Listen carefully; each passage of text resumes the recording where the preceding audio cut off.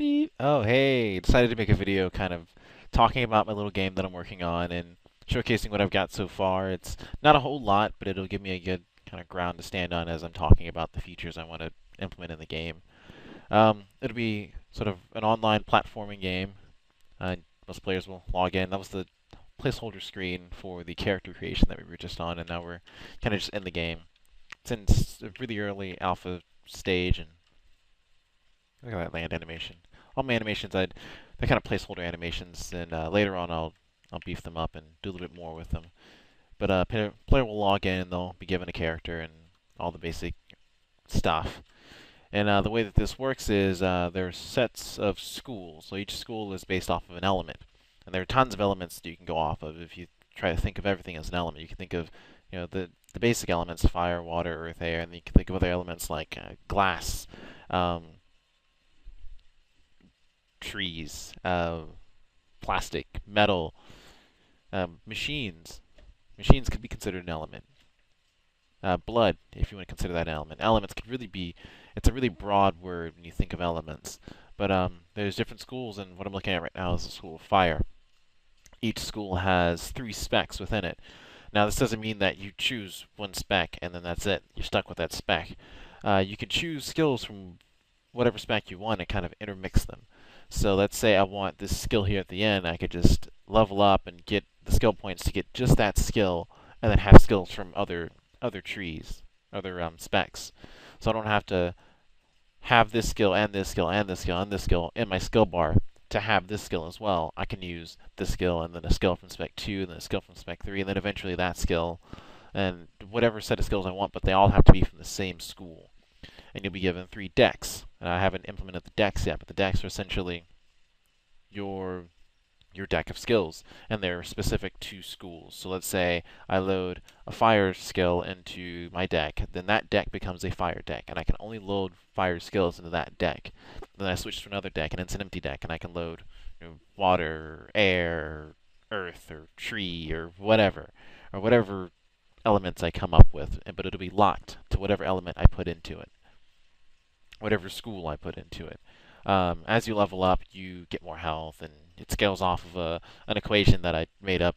I really pulled it out of the air. It's kind of like, how can I make health scale as I level? This times this times this. Oh, that works. Cool. And you deal damage. Your health is renewed as you level up. Blah blah blah. Now, when you level up, you get these skill points. I'm level 3. I'm gonna level up one more time. You get these skill points here. Kind of see my level there. And you use these skill points to unlock skills in each spec. And you can put skills into whatever spec you want. I'll probably raise the amount of skills or the amount of skill points that you get per level, because there will be multiple schools to level up things in. And if you're only getting 2 or 3 points per level, it's maybe 1 point per school that you can put in if you're trying to spread your points out. So that variable is still kind of being tossed around. As I develop, I'll modify it and add, subtract values from it. But for right now, there's one spec that I'm working with to make sure that I can get things working, that I can keep things balanced for now. And then you add points and you unlock skills. As you can see, they kind of light up, and they kind of just automatically go to your skill bar as you click on them. So now I've got all my skills, and they just go in whatever order you click them, and then there will be a clear button that sends them back to the inventory once you want to change the order that they're in. And it's the way it has to be for now until I figure out how to make it so I can track things without losing them, because I have to remove them from the object itself, and it's a whole bunch of programming nonsense. But that is the basic premise of the game. As you see, the skill window is movable. No matter where you move it, it will always go back and then come back to the same position. So it's hard to lose the skill window. You can't like move it, way off screen or something like that, and then be like, oh, where's my skill window? I can't move it back, and then you just click skills and it comes back. So I tried to make it so that the player can't exactly lose his skill window. As you can see, the game was highly inspired by Guild Wars 2. This is kind of just a basic level that I put together to help me test. But the game is highly inspired by Guild Wars 2. It has all the basic things you'd expect from a platformer, movement and double jumping. Always gonna have the double jump. I'll probably add a dodging feature. I'm not sure if it'll be viable for this type of game, for a platformer. I don't know if I should have people dodging all over the place. But essentially, that's the basic premise of the game. You have different schools. You can choose from different schools, and you can hot swap these between skill decks because you only get 3 skill decks, but you can put whatever school into each skill deck that you want, and you can hot swap between them. And this helps so that players don't get completely countered by something else. So let's say I'm fire, and then I walk into a match, and there's another player on the opposite team who has a water deck. Now I'm completely countered.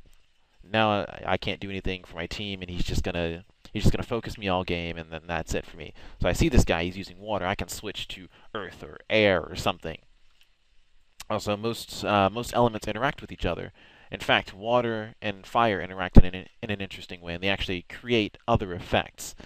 Not just you shoot an arrow through a wall of fire and the arrow catches on fire. It's you shoot a fireball through a wall of wind and it actually speeds the projectile up and adds range to it and a bit of air damage and increases the fire damage. You can have, say, there's a thing called a mist field. So what happens is, let's say I get fire and water and they collide. Two projectiles collide. They create a mist field. When water evaporates, it becomes sort of this vaporous form, and it has different properties. It can take on different properties. If it's a guy on one team who's fire and a guy on the opposite team who's water, and they have projectiles that collide, it creates a neutral mist field, which does damage to everyone, no matter what team they're on. It does damage over time to everyone in the area. So it's a nice way to try and diffuse a fight. But the mist fields are usually pretty small, and they're based off of the size of whatever it came from. If it's, say, 2 guys on the same team who are fire and water and they have projectiles that collide, then it becomes a friendly mist, and or at least for your team, it becomes a friendly mist, and it heals you over time. So you could drop, say, like a field of fire, an AoE fire effect, and drop an AoE water effect on top of it, and you get a mist field that everyone can stand in and get sort of an AoE heal, and it almost becomes like a dual support thing. You can kind of take 2 classes that aren't necessarily supports, have 2 skills that they can both use, and create something supportish, which is kind of nice. I'm kind of planning to have the Win school be sort of the support school. They have a lot of things that can help their team. They have this sort of spinning ball of air that they can put down, and that people throw projectiles into it. And if you stand at max range for the projectile and shoot a projectile at it, it will reshoot that projectile with the same range. So you can essentially have sort of double the range. If you play it right, you can have sort of double the range. They have fields where you can walk through it and you're sped up. They have a lot of really cool support skills, but they also have a lot of really awesome damage skills, and they can shift through the air. Now, being that you control air, it only makes sense that you can manipulate the air around you, so you can shift from one point to another. It's not very far, but you can shift from one point to another. And I know there's a lot of cool things that I'm coming up with. Rock obviously is going to be sort of more of a tankish class, but it's going to have its own set of damage. It's not going to be, if you're rock, you're tank, or if you're earth, you're tank. It's going to be, if you're earth, you can be a little beefy, but you can still dish out some nice damage. It's not going to be as much as, say, what fire can dish out, but it's going to be, I'll do my best to try and keep it balanced, or as balanced as I can. And I'm kind of just running around my world. Right now, I'm working on the gravity for skills. So it's 2 different gravity systems. It's a little redundant, one for the players, one for the skills, and I kept it separate for programming reasons. As of right now, I actually just started programming the skills themselves, as right now they don't do anything except for this one. It kind of just creates a fireball, or not. I haven't used the I haven't published the updated version. So this is the version right behind where I am now, where it just kind of creates a fireball and the fireball follows me around.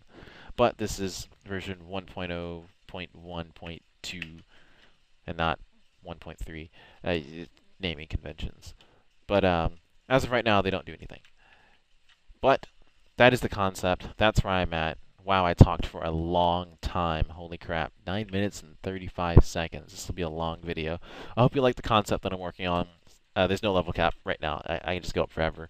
And I can damage myself for 10 damage per tick. But that's the concept. I hope you enjoy it. I hope you keep an eye on it, maybe. And that's what I'll be doing for 2 hours.